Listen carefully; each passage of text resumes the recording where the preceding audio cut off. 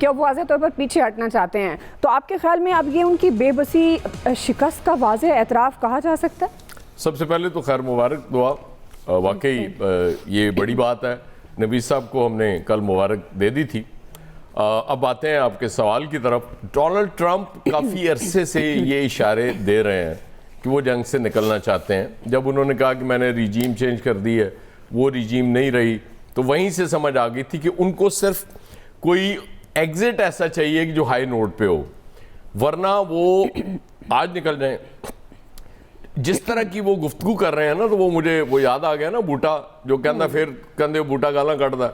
मतलब कोई पता नहीं होता 10 मिनट बाद ट्रंप साहब ने क्या बात करनी, लेकिन मुझे लगता है कि बड़ा श्रूडली वो अपने लफ्ज़ों का चुनाव कर रहे हैं और ये बता रहे हैं कि आज जैसे उन्होंने कहा जी आप नाए हुर्मज़ महफूज और पूरी तरह खुल जाए तो मैं जंग बंद कर दूंगा। अब ये कोई इतनी बड़ी डिमांड नहीं है कि अगर जंग बंदी के लिए ये शर्त रखी जाए तो इस पे किसी को ईरान समेत एतराज़ नहीं होगा। ईरान की शर्त क्या है कि जी ये यकीन दहानी करा दी जाए कि दोबारा इस तरह की हरकत नहीं होगी अमेरिका और इजराइल की तरफ से। वो भी जाहिर है अगर ये उनकी डिमांड मानी जाती है तो इससे पहले आपको याद है ट्रंप कह रहे थे कि मुआहदा हो ना हो मैं 2-3 हफ्तों में जंग से निकल जाऊंगा। इनके वो जेडी वैंस भी कह चुके हैं ऑलरेडी कि कुछ अर्सा हम रहेंगे और उसके बाद मुझे लग रहा है कि इसी वीक या शायद नेक्स्ट वीक के आगाज पे ये आपको खबर मिल जाए कि जंग बंदी होने जा रही है। जैसे जैसे ट्रंप के बयानात जंग बंदी की तरफ बढ़ रहे हैं वैसे वैसे पेट्रोल की कीमतों की पेशकदमी रुक रही है और बल्कि पीछे की तरफ जा रही है। $110 तक पहुंच गई थी, फिर आज 96-98 जो मैंने लास्ट देखा, मुझे नहीं पता इस वक्त क्या रेट होगा क्योंकि बहुत तेजी से रेट्स चेंज हो रहे होते हैं इन चीज़ों के। गारंटर आपने पूछा इसमें कौन हो सकता है? देखें पाकिस्तान और चाइना ने जब कल इसहाक डार वहां गए 5 निकाती एलामिया जो जारी किया तो पाकिस्तान तो ज़ाहिर है मीडिएट कर सकता है, पाकिस्तान गारंटी नहीं दे सकता, ना अमेरिका की दे सकता है ना ईरान की, लेकिन चाइना रशिया ये गारंटी दे सकते हैं दोनों की।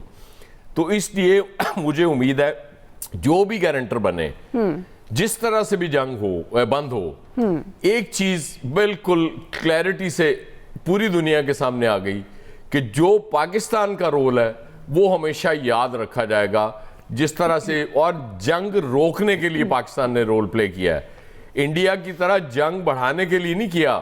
मतलब मोदी साहब अगर आज तड़प रहे हैं, तिलमिला रहे हैं, तो उनकी अपनी सबसे बड़ी गलती है कि उन्होंने उस इजराइल का 2 दिन पहले दौरा किया और उसकी सपोर्ट करके आए जिसने फिर ईरान पे हमला कर दिया और फिर अमेरिका ने कर दिया।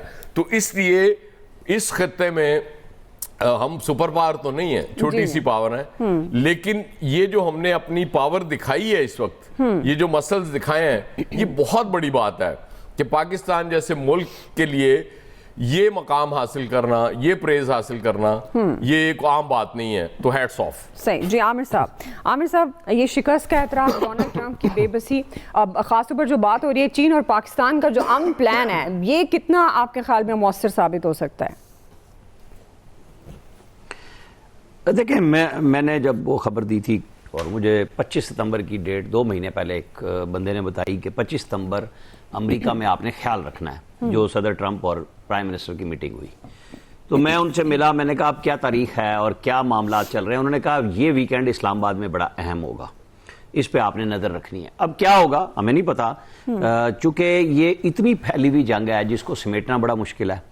और जिस तरीके से अभी हमने 4 वज़ीर ख़ारजा की मीटिंग की और हड्डी के ऊपर चोट के असरात लेते हुए हमारे वज़ीर ख़ारजा चले गए बीजिंग और बीजिंग से मीटिंग करके वापस आए और प्राइम मिनिस्टर को रिपोर्ट भी कर दिया। और यहाँ यार लोगों ने कहानी सुना दी, चूँकि उर्मची में डीजी लेवल की एक टॉक्स हो रही हैं अफगानिस्तान के ऊपर कि जी वो तो उसके लिए बुलाया गया था, तलब किया गया था। मतलब आप छोटा सा हालात देखें कि जिन्हें पाकिस्तान के साथ ज़रा भी मोहब्बत नहीं है, उन्हें सिर्फ ये है कि पाकिस्तान की नफरत में क्या बीज बोया जा सकता है। आज की कहानी उनके ज़िम्मे ये लगी है कि अब आपने ये करना है। वो गए थे और ये 5 नुकात ही जो आप भी बात कर रहे हैं, याद साहब भी कर रहे हैं, सब कर रहे हैं कि ये 5 नुकात उन्होंने प्रेस रिलीज में एलामिया में इशू कर दिए कि हमारी मीटिंग इस चीज़ पे हुई है। और वो अली डार ने कर दिया था कि उनको रोका कि रात में सफ़र ना करें, और रात को फिर चीनी डॉक्टरों ने भी उनका मुआयना किया डार साहब का। अच्छा, अब हम क्या कर रहे हैं, हमें देखना यह है कि ट्रंप फंस गए हैं। उन्होंने एक तो ऐलान कर दिया ना कि जी ये करें सीज फायर, ईरान के लिए कोई काबिल कबूल नहीं है, ईरान नहीं मानेगा ना, वो इस पे बात कर रहा है। वो कह रहा है बात करनी है क्लियर करो, आपने हॉर्मुज़ क्यों खोले, क्योंकि इसी की बुनियाद पे तो सारों की जान फंसी हुई है कि जनाब जब ऑयल नहीं जा रहा, पहले तो तड़ी लगा रहे थे कि जाओ खुद खुलवा लो, कल का दिन बरतानिया और फ्रांस पे बरसने का था, आज कहा कि खोल दो, मुझे रिक्वेस्ट कर रहे हैं। और पाकिस्तान टाइम में सुबह 6 बजे, अमेरिका में रात 9 बजे वो खिताब करने जा रहे हैं, न्यूज़ कॉन्फ्रेंस कर रहे हैं या कौम से खिताब कर रहे हैं, सदर ट्रंप अपना लाएअमल हतमी तौर पे देंगे, चूंकि वो एक अनाउंस्ड उनकी पॉलिसी आएगी। अब उससे पहले के बीच के 12 घंटे में वो कितने बयानात देंगे, ये मेरे और आपके देखने का काम है, क्योंकि वो रोज यही काम करते हैं कि कब पल में तोला पल में माशा, ये उनकी कहानी है। दर्रे की बंदूक आगे चले या पीछे चले, अब उनके बारे में आप कुछ प्रेडिक्ट नहीं कर सकते कि वो कब क्या, वो एकदम भी कह सकते हैं कि जी बस ठीक है, जैसे मैंने नेटो का कहा था, ये खुद जाने और इनका काम जाने। क्योंकि बरतानवी वजीर आजम ने भी कहा है कि मेरे वजीर खारजा 35 मुल्कों के वज़ीर खारजा की कॉन्फ्रेंस की मेज़बानी करेंगे और हम अपना एक लाहेअमल बनाने जा रहे हैं, क्योंकि यूरोप और गल्फ दोनों अलग हुए। अब इस लड़ाई में इसराइल मेरी दानिश्त में दोनों तरह से खुश है। अमेरिका कमज़ोर होता है तब भी वो खुश है कि उनका प्रेशर अमेरिकन पे पड़ेगा, और अमेरिका साथ रहता है क्योंकि हम बात करते हैं कि इसराइल में क्या हो रहा है, वो बहुत खुश हैं लोग उनके, वो इस जंग से वाहिद मुल्क है जो खुश है कि उन्हें लबनान में रास्ता बन रहा है, वो शाम में घुस रहे हैं, और वो जो ईरान को कमज़ोर करना चाह रहे थे इस सेंस में, जो अमेरिका को यूज़ किया, और अमेरिका अब फंस गया है। खुद सदर ट्रंप अपने, चूंकि उनके आ रहे हैं मिड टर्म इलेक्शन नवंबर में और पोल्स उनके खिलाफ जा रहे हैं, वो जान छुड़ाना चाह रहे हैं और इसराइल मजे ले रहा है हर सूरतों में, क्योंकि पैसे तो उन्होंने अमेरिका से लेने हैं। ये तो उनका है, लाडले बच्चे ने वो बाप बन गया बच्चे से, और वो प्रेशर भी लेता है। और उन्हीं के कहने पे उनके सिक्योरिटी एडवाइजर ने जो रिजाइन भी किया, जोसेफ ने, उसने भी यही कहा कि हमने ये फैसला जो हमले का किया, ये इसराइली लॉबी के प्रेशर में किया।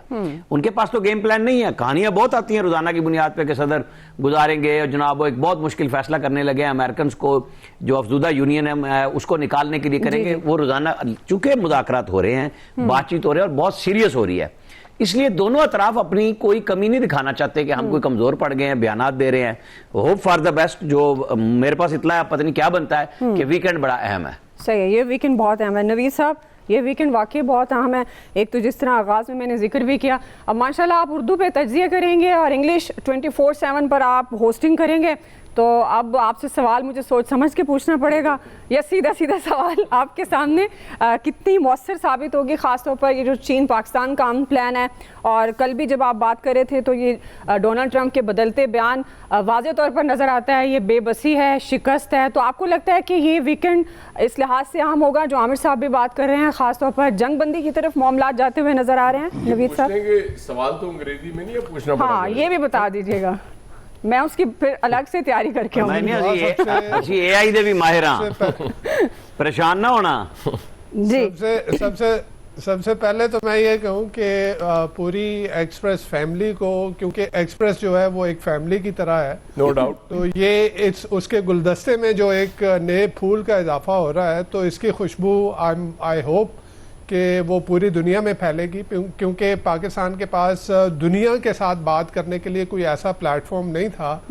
और एक्सप्रेस जो है इसकी तो तारीख रही है, और जिस तरह से इफ़ेक्टिवली अपना एक नाम एक क्रेडिबल न्यूज़ सोर्स की तरह पाकिस्तान में बनाया है, तो इसी तरह जो है ये दुनिया में भी अपना एक नाम बनाएगा इस इंग्लिश चैनल के ज़रिए।